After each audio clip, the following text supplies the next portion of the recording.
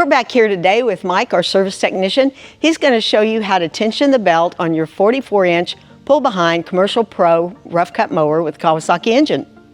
Good morning, I'm Mike. I'm going to show you a little bit of tension on the rough cut mower of a Kawasaki engine.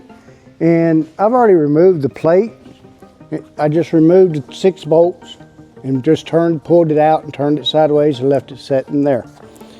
You'd probably need a screwdriver to stick in this eye bolt right here to keep it from spinning. And then you'd come out on the outside here and tighten this nut up, and that will put tension on your belt to keep it good and tight and keep it from falling off the pulley. That's about all it is for that one. And then you just go ahead and put everything back together and you'd be done. And we'll slide that right back on there like that. Thanks, Mike, for showing us how to tension the belt on your rough cut mowers today.